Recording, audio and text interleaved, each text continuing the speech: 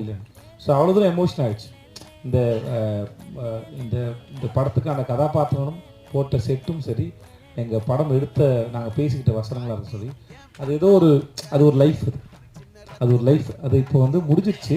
But எங்கள் ஞாபகங்களில் மட்டும் அது இருக்குது வந்து ரொம்ப நல்லா இருக்குது. ஒரு அழகான அனுபவமாக இருக்கும். அதான் முன்னாடி சொன்ன ஒரு நம்ம நீண்ட தூர பிரயாணத்தில் இப்போ நான் இவ்வளோ 50-60 படம் பண்ணியிருக்கேன்னா அதில் எனக்கு முக்கியமான சில இடங்கள் ஞாபகங்களாக நம்ம சில இடங்கள் இருக்கும். அடிக்கடி நம்ம போய் சில விசிட் பண்ணுவோம்ல, ஸ்கூல் டேஸில் சில மெமரிஸ்லாம் ரீவிசிட் பண்ணுவோம். என் பள்ளிக்கூடம் சைடு போகும்போது ரீவிசிட் பண்ணுவோம். இப்போ நான் தூண்டிகருப்பு கோயில் போனாலோ, அழகு கோயில் பக்கத்தில் போனாலோ, இல்லை அந்த ஆனமலை பக்கத்தில் போனாலோ, இந்த இந்த மனசு உடனே போயிட்டு இந்த இடத்துக்கு ஒரு ரவுண்ட் எடுத்து அந்த பிரயாணத்துக்கு ஒரு ரவுண்ட் வச்சுட்டேன். அது ஷூட் முடிச்சுட்டு நான் வேறு எதுக்கு மதுரைக்கு போனேன். கரெக்ட் வெப் சீரிஸ் ஷூட்டுக்கு போனேன்.